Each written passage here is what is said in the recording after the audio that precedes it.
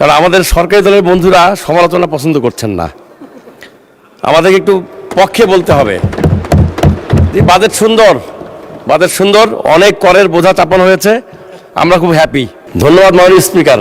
আসসালামু আলাইকুম। সময় 4 মিনিট। আলহামদুলিল্লাহ রাব্বিল আলামিন, আসসালাতু ওয়াসসালামু আলা সাইয়্যিদিল মুরসালিন। মাননীয় সদস্য, আপনার সময় 4 মিনিট।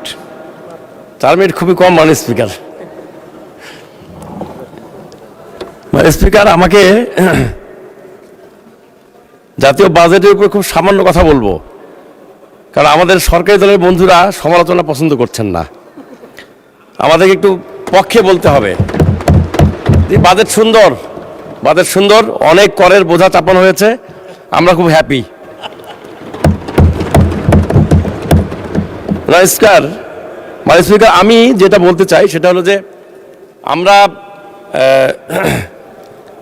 ব্যয় বুঝে আয় করলে পরে ভালো হতো। এই কারণে লক্ষ্যমাত্রা ধরা হয়েছে 6,95,000 কোটি টাকা আয়কর আদায়ের। ইতিপূর্বেকার আয়কর আদায়ের যে অভিজ্ঞতা, এই অভিজ্ঞতা কি আমাদেরকে এই আয় করার ব্যাপারে নিশ্চয়তা দেয়? এইটা একটু খেয়াল করা দরকার ছিল।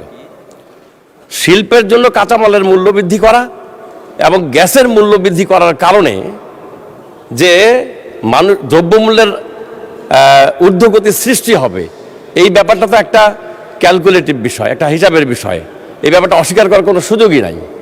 আমি মাননীয় অর্থমন্ত্রীকে আহ্বান জানাতে চাই যে আমরা যে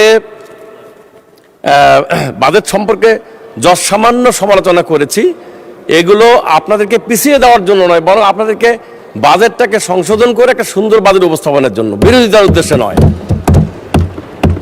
মাননীয় স্পিকার, আমার এলাকা সম্পর্কে একটু বলতে চাই। সময়টা অত্যন্ত সংকীর্ণ। আমি ইতিমধ্যে মহান জাতীয় সংসদে ইপিজেড সম্পর্কে, নীলফামারীর উত্তরা ইপিজেড সম্পর্কে, চিলাহাটি বন্দর সম্পর্কে, মেডিকেল কলেজ সম্পর্কে, টেক্সটাইল মিল সম্পর্কে, নীলফামারী শহরের পাশ দিয়ে বয়ে যাওয়া বামনডাঙ্গা খাল সম্পর্কে, নীলফামারীতে অবস্থিত 2টি এলএসডি গোডাউন সম্পর্কে এবং নীলফামারীর সাথে অন্যান্য জেলার সংযোগ সৃষ্টির জন্য যে আত্রাই ব্রিজ নির্মাণের প্রয়োজনীয়তা রয়েছে, যেটা আমাদের মাননীয় হুইপ রংপুর দিনাজপুর অঞ্চলের, তিনিও একই রকম আকাঙ্ক্ষা ব্যক্ত করেছেন। এ সম্পর্কে আমি ইতিমধ্যে কথা বলেছি। নীলফামারীতে শহরের ভিতরে যে রাস্তা রয়েছে, প্রধান সড়কটি অত্যন্ত সংকীর্ণ। আমার মনে হয় না বাংলাদেশে এত সংকীর্ণ রাস্তার জেলা শহর বাংলাদেশে আছে কিনা আমার সন্দেহ হয়।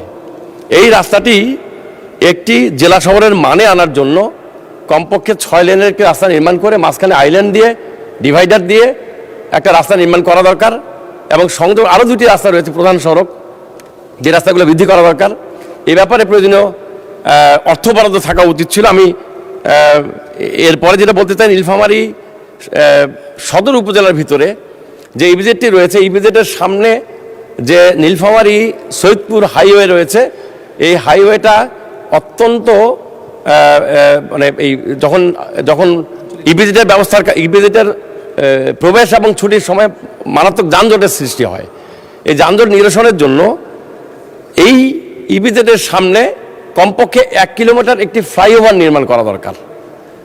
এরপরে নীলফামারী শহর এবং টেক্সটাইল মিল এলাকার সামনে 3টি ওভারব্রিজ নির্মাণ করা দরকার।